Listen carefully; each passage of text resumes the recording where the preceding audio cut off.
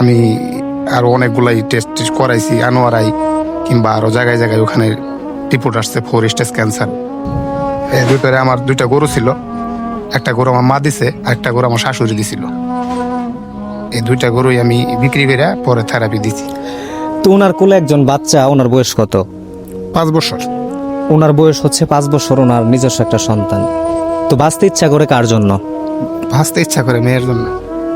তো আসলে প্রত্যেকটা বাবা তার সন্তানকে কতটুকু ভালোবাসে এটা কিন্তু আমরা সবাই জানি। অনেকগুলা ডাক্তার দেখাইলেন, তো সর্বশেষ আপনার চিকিৎসা বাবদ কত টাকা পয়সা লাগতে পারে? আমি পরে এই রিপোর্টগুলো দিল্লিতে দেখাইছিলাম, দিল্লির এক ডাক্তাররে হোয়াটসঅ্যাপের মাধ্যমে। উনি বলছে যে 7 লক্ষ টাকার মতো লাগবে। তো আমি মুসলিম পরিবারের সন্তান হিসেবে ফার্স্ট একটা কথা বলতে চাই, কুল্লুন নাফসিন জায়গাতুল মাউত, প্রত্যেকটা প্রাণীকে একদিন মৃত্যুর স্বাদ গ্রহণ করতে হবে। আল্লাহ সুবহানাহু ওয়া তাআলা, আল্লাহ সর্বশক্তিমান। তো আজকে আমি এমন একটা মানবিক কাজে আসছি। এই জায়গাটা হচ্ছে আপনার রূপারপাড়া গ্রাম। তো এটা হচ্ছে শেরপুর জেলার শ্রীবর্দী থানার এরিয়াতে রূপারপাড়া একটা গ্রাম। এটা হচ্ছে লঙ্গরপাড়া থেকে আপনার পশ্চিম দিকে একটা ফাঁড়ি রুট আছে, এই রুটে আসতে হয়। তো একটা মানবিক কাজের জন্য আসছি, এই জায়গায় আসছি আপনার একজন ক্যান্সার রোগীকে নিয়ে কিছু কথা বলার জন্য এবং ওনার পরিবারের সঙ্গে এবং ওনার সঙ্গে কথা বলার জন্য। তো আসলে যেহেতু আমার পাশের এলাকার একজন মানুষ, তো একটা আন্তরিকতা বা একটা টান, একটা মহব্বত কাজ করতেই পারে। আর অসহায় না হলে মানুষ কারোর কাছে আর্থিক সহযোগিতা চায় না, এটা সবাই জানেন। তো আমাদের দেশে কিংবা প্রবাসে অনেক মানবিক মানুষ আছেন যারা মানুষকে আর্থিকভাবে সাহায্য সহযোগিতা করেন। অনেক মানুষ আছেন যারা দিতে চান, এরকম ধরনের কোনো রোগী পান না, বা কাকে দিবেন কিভাবে দিবেন দালাল বাটুর অভাব নাই। তো এইগুলো নিয়ে কথা বলতে না চাই। তো যে মানুষটার সমস্যা, এই মানুষটাকে নিয়ে কথা বলবো। এবং আমার সাথে দেখতে পারতেছেন ওনাদের এলাকার কিন্তু অনেকজন লোকজন আছে। তো এদিকেও অনেক ভাই আছে বা ওনার আত্মীয় স্বজন আছে, এলাকার পাড়া প্রতিবেশী। তো আমি ফার্স্ট ওনাকে নিয়ে কথা বলতে চাই। আসসালামু আলাইকুম, কেমন আছেন? আলহামদুলিল্লাহ।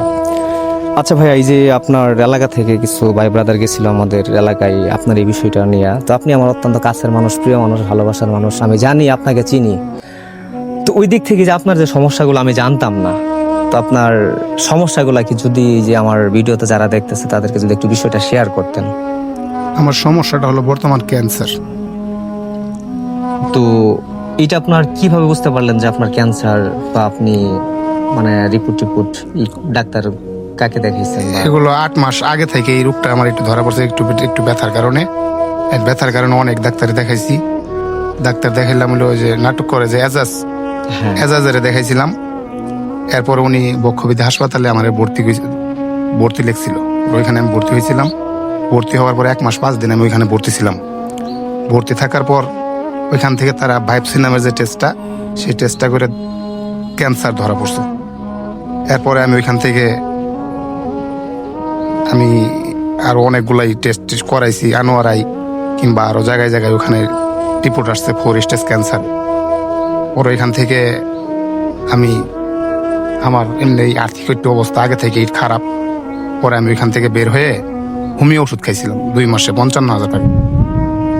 পরে 2 মাস পরে একটু লাঞ্চে পানি দেখা গেছে। পানি দেখার কারণে আমি সিরাজগঞ্জ খাজা ইউনুস আলী মেডিকেল কলেজ হসপিটালে থেরাপি দেওয়ার জন্য গেছিলাম। ওইখানে আমি 4টা থেরাপি দিছি। এর ভিতরে আমার 2টা গরু ছিল, একটা গরু আমার মা দিছে আর একটা গরু আমার শাশুড়ি দিছিল। এই 2টা গরুই আমি বিক্রি করে পরে থেরাপি দিছি। এখন বর্তমানে ডাক্তার বলছে যে এটা আপনার রোগটা কখনোই নির্মূল হবে না, এইভাবে আপনার যতদিন বেঁচে থাকবেন থেরাপির পর বাঁচা লাগবে। আচ্ছা, এই জায়গায় আমি একটা কথা বলি। উনি কিন্তু একজন দিনমজুর মানুষ। উনি কিন্তু আপনার ওই যে কাঠ ফাড়ে যে সোমেল কিন্তু কাজ করতো। আমি ওনাকে ছোট থেকেই চিনি এবং ছোট থেকে ওনার সঙ্গে আমার চলাফেরা ছিল, ওনার ভাই উনি। তো ওনার কোলে একজন বাচ্চা, ওনার বয়স কত? 5 বছর। ওনার বয়স হচ্ছে 5 বছর, ওনার নিজস্ব একটা সন্তান। তো বাঁচতে ইচ্ছা করে কার জন্য? ভাসতে ইচ্ছা করে মেয়ের জন্য। তো আসলে প্রত্যেকটা বাবা তার সন্তানকে কতটুকু ভালোবাসে এটা কিন্তু আমরা সবাই জানি। তো ওই দিক থেকে এই মানুষটা কিন্তু একজন দিনমজুর, সুমেলে কাজ করে তার যে সংসারের চাহিদা অভাব অনটন আছে, টুকটাক যতটুকুই হোক, একজন দিনমজুর মানুষের সংসার অভাব অনটন সবসময় থাকে। তো আল্লাহ তাআলা জানি না কি বুঝে বা কি কারণে ওনাকে একটা অসুস্থতা দিয়েছেন, তবুও তো আল্লাহ তাআলার কাছে শুকরিয়া আদায় করেন। হ্যাঁ, আলহামদুলিল্লাহ, আল্লাহ তাআলা কারণ আল্লাহ অনেক ভালো রাখছে আমারে। হ্যাঁ, আমার চেয়ে অনেক খারাপ অবস্থায় অনেক রোগী আছে। তো এই যে বর্তমান অবস্থায় আমি তো দেখি যে আপনার বাড়ি ভিটা ছাড়া মনে হয় না, আর কিছু নেই। কিছু নাই। না, তো দেখেন আপনারা, একটা মানুষ কতটা অসহায় হলে মানুষের কাছে হাত পাতে। তো এই যে আমার অনেক মানুষজন ভিডিওটা দেখতেছে, তো আপনার সম্বন্ধে আরেকটু কথা বলি। আপনার মা তো ছোটবেলায় মনে হয় হ্যাঁ, আমার মা 2004 সালে মারা গেছে। মারা গেছে। এরপর আপনাকে, আপনার ভাইয়াকে লালন পালন আপনার আমার বাবা খুব কষ্ট করে লালন পালন করছে।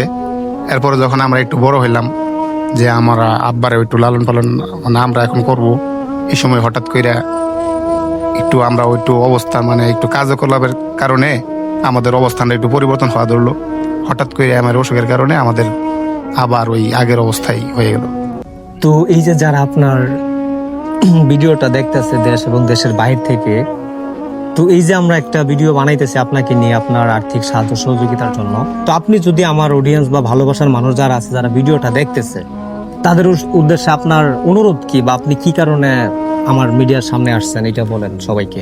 তাদের কাছে আমার অনুরোধ হলো যে আমার একটা মেয়ে আছে, মেয়েটার জন্য আমি বাঁচতে চাই।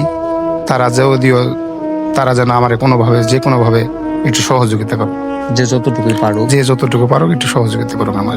তো আপনি ফোন ইউজ করেন তো? হ্যাঁ, করি। তো আপনার ফোনে কি নগদ বিকাশ নাম্বার আছে? বিকাশ আছে, হ্যাঁ, নগদ আছে। আর অনেক প্রবাসী মানুষজন আছেন যারা আপনাকে আর্থিকভাবে সাহায্য সহযোগিতা করতে পারেন, ঠিক আছে? তো আপনার দেখা যায় যে প্রবাসে যারা থাকেন তারা বাংলাদেশে যে সিমগুলো আছে এগুলোতে ফোন দিতে পারবেন। আপনার কি কোনো হোয়াটসঅ্যাপ নাম্বার আছে? হোয়াটসঅ্যাপ আছে। আচ্ছা, ঠিক আছে, আমরা হোয়াটসঅ্যাপ নাম্বারটা দিয়ে দিব। তো প্রথম অবস্থায় আপনি যদি আপনার বিকাশ নাম্বারটা নিজের মুখে বলতেন একটু। 01840798010। আচ্ছা, আপনার ওই হোয়াটসঅ্যাপ নাম্বার কোনটা? এটাই। এইটা আপনার বিকাশ নাম্বার ও হোয়াটসঅ্যাপ নাম্বার? হ্যাঁ, হ্যাঁ। তাহলে নাম্বারটা আবার বলেন, যদি কেউ প্রবাস থেকে টাকা পাঠাতে চান বা যোগাযোগ করতে চান, অবশ্যই ওনার হোয়াটসঅ্যাপ নাম্বার, আবার এটাই বিকাশ নাম্বার। তো নাম্বারটা আপনি আরেকবার বলেন। 01840798010। আচ্ছা, ঠিক আছে। তো আপনার আরেকজন ভাই, তো এই যে পিছনে ওনার আরেকজন ভাই আছে, তো এই যে আপনার ভাইয়ের এমন একটা সমস্যা আল্লাহ তাআলা দিছে, আপনার তো নিজের ভাই, একই মায়ের পেটের, তো ওই দিক থেকে আপনার অনুভূতিটা কেমন, বা আপনার কেমন লাগে যে ওনার এরকম একটা সমস্যা? এরকম একটা সমস্যা থাকার কারণে আমার অনেক খারাপ লাগে ভাই। আপনারা সবাই সহযোগিতা করলে ভালো হতো। তো আপনার ভাইয়াকে নিয়ে আপনি কিছু বলতে চান সবার উদ্দেশ্যে বা সবাইকে উদ্দেশ্য করে, যদি কিছু বলেন আর কি। সবাইকে উদ্দেশ্য করে বলা হলো, আমরা তো অনেক গরিব, এর জন্য কিছু সহযোগিতা যদি করতে কেউ আমাদেরকে, তাহলে ভালো হয়। আপনার ভাই একটা নাম্বার দিচ্ছে, এই নাম্বারে কি কন্ট্যাক্ট করলে পাওয়া যাবে আপনাকে জি, পাওয়া যাবে। বা আপনার ভাইয়াকে? আমার ভাইয়াকে পাওয়া যাবে। তো ঠিক আছে, আমি ওনার এলাকার এই মানুষটা কে উনি? আচ্ছা, আপনার ভাতিজা লাগে সম্বন্ধে। তো আপনার ভাতিজার এই যে এমন একটা সমস্যা আল্লাহ তাআলা দিছে, আপনার এলাকার একজন মানুষ, তো ওই দিক থেকে আপনি তো ওনাদেরকে ছোট থেকেই দেখছেন বা ওনার পরিবার সম্বন্ধে অবগত আছেন। তো আপনি যদি ওনার সম্পর্কে জেঠা হয়ে ওনার সম্বন্ধে কিছু বলতেন, ওনার যে অসুস্থতা বা ওনার পরিবার নিয়ে যদি দু একটা কথা বলতেন। ওনার বাবা আর আমি সমবয়সী, আমি ওই পশ্চিম বাড়িতে থাকি। তবে উনি আর বাবা খুব সহজ সরল লোক, কিন্তু তার 2টা ছেলে 3টা মেয়ে, কিন্তু সে আজ পর্যন্ত ছোট তনে দেখতেছি খুব অসহায় অবস্থা, ক্ষেত কাজ করে রিস্কা ভাই সময়তে ভাই এইভাবে পোলাপান দিলে কোনোভাবে একটু করার পরে যে আজকে এই ছেলেটা একটু হাল ধরছিল তার বাবা, কিন্তু আল্লাহর লীলা বোঝা যায় না, হঠাৎ করে এই বড় একটা অসুখ দিল। এটার জন্য আমরা গ্রামের মানুষ ডাকছিলাম, ডাকার পরে সবাই সহযোগিতা করার আভাস দিছে। এখন এই শোয়াতে যদি আল্লাহ পাক ওনার মাফ করে, আমরা সহযোগিতা যতটুকু পারি করবো। আর আপনারা আরো দেশের আমরা ওসিলা মাত্র, হ্যাঁ। কারণ আল্লাহ তাআলা যদি রহমত দান রহমত করেন, করে তো ওনার চিকিৎসা হতে চিকিৎসা পারে। হতে পারে। বা বিদেশে যারা আছে, বাইরে যারা আছে দেশে, তাদের কাছে আকুল আবেদন আহ্বান, যারা পাবেন এই ঠিকানাটা, তারে সার্বিক সহযোগিতা করার চেষ্টা করবেন। এইরকম অসহায় আমাদের গ্রামের ভিতরে আর নাই। তো আসলেই জ্যাঠার কথা শুনে সবাই বুঝতে পারলেন। তো এখন এই মানুষটাকে নিয়ে সর্বশেষ কথা আমার যেটা থাকবে, এই যে আপনাকে নিয়ে এত ধরনের কথাবার্তা বললাম, তো আপনার রিপোর্ট করলেন, অনেকগুলো ডাক্তার দেখাইলেন, তো সর্বশেষ আপনার চিকিৎসা বাবদ কত টাকা পয়সা লাগতে পারে আমি পরে এই রিপোর্টগুলো দিল্লিতে দেখাইছিলাম, দিল্লির এক ডাক্তাররে হোয়াটসঅ্যাপের মাধ্যমে। উনি বলছে যে 7 লক্ষ টাকার মতো লাগবে, এটা ইন্ডিয়ায় গিয়ে এই ট্রিটমেন্টটা করা লাগবে। তো আপনারা হয়তো অনেক মানুষজন আছেন যাদের কাছে 7 লক্ষ টাকা না 7 কোটি টাকা কোনো টাকা মনে হয় না। আরেকজন দিনমজুর যে নিজে অর্থ উপার্জন করে ঠিকমতো পরিবার চালাইতে পারে না, তার কাছে একটা টাকাও আকাশ পরিমাণ হতে পারে যদি সে বিপদগ্রস্ত হয়।